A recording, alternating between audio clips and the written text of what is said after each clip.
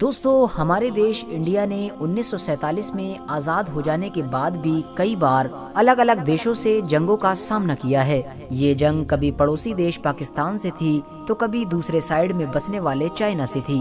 فی الحال دوستو، جنگ جس سے بھی لڑی گئی ہو، لیکن انڈین ہسٹری میں جب بھی جنگ یعنی وار کا ذکر کیا جاتا ہے تو ویر عبدالحمید کو ضرور یاد کیا جاتا ہے، کیونکہ انڈیا میں ہونے والی جنگوں کے بارے میں بات کی جا رہی ہو اور ویر عبدالحمید کا نام نہ آئے، یہ تو بالکل ناممکن سی بات ہے، کیونکہ ویر عبدالحمید ہندوستان کا وہ جانباز اور بہادر سپاہی تھا کہ جس کی بہادری کے قصے نہ صرف چھوٹے چھوٹے بچوں کو سنائے جاتے ہیں، بلکہ آج بھی جب بھی کوئی جوان انڈین آرمی میں شامل ہوتا ہے تو اس کے دل میں بس ایک یہی خواب ہوتا ہے کہ وہ بھی ویر عبدالحمید کی طرح ہی بن کر دکھائے گا۔ دوستو، آخر کون تھا عبدالحمید، اور عبدالحمید نے ایسا کون سا کام کر دیا تھا کہ جس کی وجہ سے نہ صرف آج وہ پورے ہندوستان میں مشہور ہیں، بلکہ ہندوستان میں رہنے والے ہر انسان کے لیے وہ ایک ہیرو بھی ہیں؟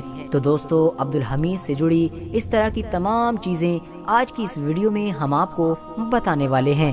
عبدالحمید انڈین آرمی کے ایک سپاہی تھے جو 1 جولائی 1933 کو غازی پور ڈسٹرکٹ میں پیدا ہوئے تھے۔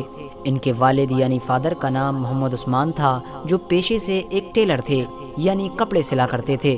ان کے گھر پر ان کے 4 اور بھائی اور 2 بہنیں بھی تھیں۔ بتایا جاتا ہے کہ جب عبدالحمید تھوڑے سے ہی سمجھدار ہو پائے تھے، تبھی سے ہی انہیں ان کے فادر یعنی محمد عثمان کی ٹیلری کی دکان پر ہی لگا دیا گیا تھا اور وہ اپنے والد کی کپڑے سلنے میں مدد کیا کرتے تھے۔ لیکن پریشانی یہ تھی کہ عبدالحمید کا کپڑے سلنے والے کام میں ذرہ برابر بھی دل نہیں لگا کرتا تھا۔ وہ بچپن سے ہی کشتی، لاٹھی اور گلیل چلانے جیسے کاموں کو بہت پسند کیا کرتے تھے۔ ان کے گھر والوں نے 18-19 سال کی عمر میں ہی ان کی شادی کر دی تھی۔ عبدالحمید کی عمر بڑھتے بڑھتے جب تک 21 سال ہوئی تب تک وہ انڈین آرمی میں بھرتی ہو چکے تھے، کیونکہ دوستو جیسا کہ میں نے آپ کو بتایا کہ عبدالحمید بہت بہادر اور ہوشیار اور دوسرے عام لوگوں سے الگ ہٹ کر سوچ رکھنے والے انسان تھے، تو اسی لیے بہت جلد ہی انڈین آرمی میں بھی ان کی پوزیشن بڑھتی چلی گئی۔ 1962 میں انڈیا اور چائنا کے بیچ ہونے والی جنگ عبدالحمید کی پہلی جنگ تھی۔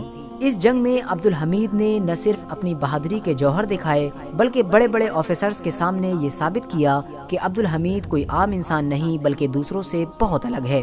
آخرکار دھیرے دھیرے وہ وقت بھی آ چکا تھا کہ جو عبدالحمید کی زندگی کا سب سے بڑا وقت تھا، وہ حادثہ کہ جس نے نہ صرف پورے ہندوستان میں عبدالحمید کو ہمیشہ کے لیے مشہور کر دیا، بلکہ ہر ایک ہندوستانی کی نظر میں ان کو ایک ہیرو بھی بنا دیا۔ دوستو، 1962 میں چائنا سے جنگ کرنے کے بعد ہندوستان کی مالی حالت بہت کمزور ہو چکی تھی۔ غریبی پورے ہندوستان کو اپنی چپیٹ میں لے چکی تھی۔ ہمارا دیش اس مشکل وقت کو جھیل ہی رہا تھا کہ 1964 میں دیش کے پردھان منتری یعنی جواہر لال نہرو کی بھی موت ہو گئی، جس کی وجہ سے اب دیش کی سیاسی یعنی پولیٹیکل حالت بھی بیکار ہوتی چلی گئی۔ ایسے وقت میں کہ جب ہر طرف سے انڈیا مصیبتیں ہی جھیل رہا تھا، پاکستان نے کشمیر پر حملہ کرنے کا فیصلہ کر لیا۔ بتایا جاتا ہے کہ جس وقت جنگ کا اعلان کیا گیا، اس وقت بہت سارے فوجیوں کے ساتھ ساتھ عبدالحمید بھی اپنے گھر چھٹیوں پر آئے ہوئے تھے۔ عبدالحمید کو جیسے ہی اس بات کی خبر لگی کہ بارڈر پر جنگ چھڑ چکی ہے اور سبھی فوجیوں کو واپس آنے کا آرڈر جاری کیا گیا ہے، تو انہوں نے فوراً واپس جانے کا فیصلہ کیا۔ بتایا جاتا ہے کہ ان کے گھر والوں نے انہیں روکنے کی بہت کوشش کی تھی، اور اس کی وجہ یہ تھی کہ کیونکہ جب یہ واپس آنے کا فیصلہ کر رہے تھے تو ان کی سائیکل کی چین ٹوٹ گئی تھی۔ اس کے بعد جب انہوں نے ٹرین سے جانے کا فیصلہ کیا تو ان کی وہ ٹرین بھی چھوٹ گئی تھی۔ اب ان کے گھر والوں کو یہ محسوس ہونے لگا تھا کہ سائیکل کی چین ٹوٹنا اور ٹرین چھوٹ جانا یہ سب اپشگن ہے، ہو نہ ہو کچھ برا ہونے والا ہے۔ لیکن عبدالحمید اپنے گھر والوں کی کوئی بھی بات ماننے کے لیے راضی نہیں تھے۔ آخرکار وہ کچھ دن کا سفر طے کرنے کے بعد اپنی ڈیوٹی پر پہنچ گئے۔ عبدالحمید کی ڈیوٹی پنجاب کے اس بارڈر پر لگائی گئی تھی کہ جو پاکستان دیش کے بارڈر سے ٹچ ہوتا ہے۔ دوستو، 1965 کی جنگ میں پاکستان نے سب سے پہلے جموں کشمیر سے ہی گھسنے کی کوشش کی تھی، لیکن کیونکہ وہاں پر تو پہلے سے ہی پوری انڈین آرمی الرٹ پر تھی، اسی لیے وہ اس علاقے سے گھسنے میں کامیاب نہ ہو سکے۔ پھر پاکستان آرمی کی کچھ ٹکڑی نے پنجاب کے اس بارڈر سے گھسنے کا پلان بنایا کہ جس بارڈر پر عبدالحمید کی تعیناتی تھی۔ عبدالحمید کو جب کسی عام ناگرک کے ذریعے سے یہ خبر ملی کہ پاکستان کی ایک ٹکڑی اپنے بڑے بڑے ٹینک لے کر اسی راستے سے اندر گھسی چلی آ رہی ہے، تو وہ فوراً سترک ہو گئے۔ انہوں نے اپنے انڈر میں رہنے والے سبھی فوجیوں کو اکٹھا کیا اور سرچ آپریشن شروع کر دیا۔ عبدالحمید اس وقت RCL نام سے پکاری جانے والی ایک ایسی جیپ پر سوار تھے کہ جس جیپ کے آگے کی سائیڈ میں گولہ پھینکنے والی بندوق لگی ہوتی ہے۔ ان کے برابر میں ہی ان کا ڈرائیور نصیر بیٹھا ہوا تھا۔ ان لوگوں نے اپنی جیپ کو کھیتوں میں ایک ایسی جگہ پر کھڑا کر رکھا تھا کہ جو دور سے کسی کو بھی دکھائی نہیں دے رہی تھی۔ آخرکار بہت لمبے وقت تک انتظار کرنے کے بعد عبدالحمید کو ملی وہ خبر صحیح ثابت ہوئی اور عبدالحمید کو بہت دور سے ہی ایک ٹینک نظر آنے لگا۔ عبدالحمید کو جیسے ہی ٹینک نظر آیا انہوں نے سبھی سپاہیوں کو یہ الرٹ کر دیا کہ مجھے ایک پاکستانی ٹینک نظر آ چکا ہے۔ کچھ دیر کے بعد ہی ایک ایک کر کے ایک کے پیچھے ایک بہت سارے ٹینک نظر آنے لگے تھے۔ عبدالحمید نے فوراً اپنی جیپ میں لگی بندوق سے نشانہ سادھا اور ان ٹینکوں پر اٹیک کیا۔ عبدالحمید کا پہلا نشانہ سیدھا سب سے آگے چل رہے ٹینک پر جا کر لگا، جس کی وجہ سے اس ٹینک کے چتھڑے اڑ گئے۔ پیچھے چل رہے دوسرے پاکستانی ٹینک کچھ سمجھ پاتے اس سے پہلے ہی عبدالحمید نے اپنا دوسرا اٹیک بھی کر دیا تھا۔ عبدالحمید کا یہ دوسرا نشانہ بھی سیدھا پاکستان آرمی کے دوسرے ٹینک پر جا کر لگا، جس کی وجہ سے پاکستان آرمی کا دوسرا ٹینک بھی تباہ ہو گیا تھا۔ یہ تباہی دیکھ کر بچے ہوئے پیچھے کے ٹینکس میں بیٹھے ہوئے سبھی فوجی اپنے اپنے ٹینک چھوڑ کر بھاگ گئے تھے۔ دوستو یہ کہانی تھی 8 ستمبر 1965 کی۔ اس کے بعد باری آتی ہے اگلے دن یعنی 9 ستمبر کی۔ 9 ستمبر کو پاکستان آرمی نے پوری تیاری کے ساتھ بڑا زبردست اٹیک کیا۔ یہ اٹیک اتنا زبردست تھا کہ جس کی امید بھی نہیں کی گئی تھی۔ اس اٹیک میں انڈین آرمی کو حد سے زیادہ نقصان اٹھانا پڑا تھا، لیکن اس کے باوجود بھی عبدالحمید پیچھے نہیں ہٹے اور عبدالحمید نے 9 ستمبر کا دن بھی ختم ہوتے ہوتے پاکستان آرمی کے 2 ٹینک اور اڑا دیے تھے، یعنی کل ملا کر 2 دن میں وہ اکیلے ہی 4 ٹینکوں کو اڑا چکے تھے۔ دوستو عبدالحمید کی اس بہادری کے قصے دھیرے دھیرے پورے دیش میں مشہور ہو چکے تھے۔ جہاں ایک طرف پورے انڈیا میں ان کے لیے بڑے بڑے ایوارڈز کا اعلان کیا جا رہا تھا، تو وہیں دوسری طرف پاکستان آرمی نے بھی ان کو اپنی موسٹ وانٹیڈ لسٹ میں ڈال دیا تھا، یعنی پاکستان آرمی کے اب سب سے بڑے دشمن اور ان کا سب سے بڑا ٹارگیٹ ویر عبدالحمید ہی تھے۔ دوستو اب باری آتی ہے تیسرے دن یعنی 10 سپتمبر 1965 کی۔ کیونکہ پاکستان کو پچھلے 2 دنوں میں ویر عبدالحمید کی وجہ سے حد سے زیادہ نقصان اٹھانا پڑا تھا، اسی لیے وہ ویر عبدالحمید سے مقابلہ کرنے کے لیے حد سے زیادہ تیاری کے ساتھ آئے تھے۔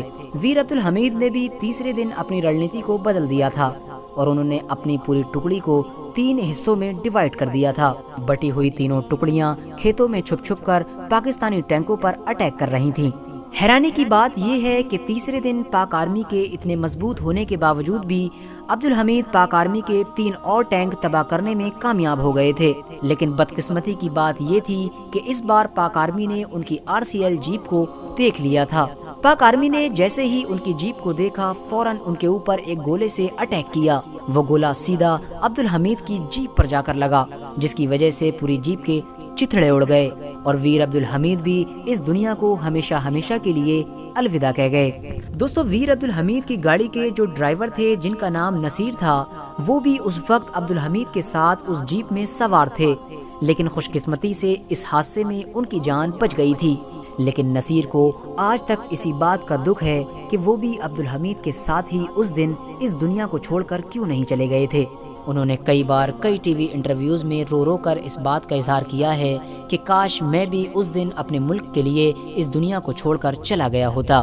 دوستو جس فوٹو کو آپ اس وقت اسکرین پر دیکھ رہے ہیں یہ ویر عبدالحمید کی وائف یعنی ان کی بیوی رسولن بیوی کی ہے، جو ابھی 1-2 سال پہلے ہی اس دنیا کو الوداع کہہ چکی ہیں۔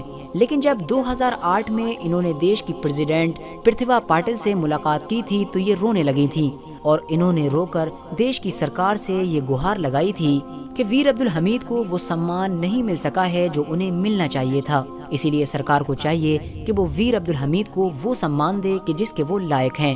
ساتھ ہی ساتھ انہوں نے مانگ کی تھی کہ ان کے علاقے کا جو ریلوے اسٹیشن ہے اس کا نام ویر عبدالحمید کے نام پر ہی رکھا جائے۔ اس کے علاوہ ویر عبدالحمید کے نام سے ہی ایک ہاسپٹل کھولا جائے اور ویر عبدالحمید کے نام سے ہی ایک آرمی سینٹر بھی کھولا جائے۔ اس کے علاوہ انہوں نے اپنے بچوں کو سرکاری نوکری دینے کی بھی ریکویسٹ کی تھی۔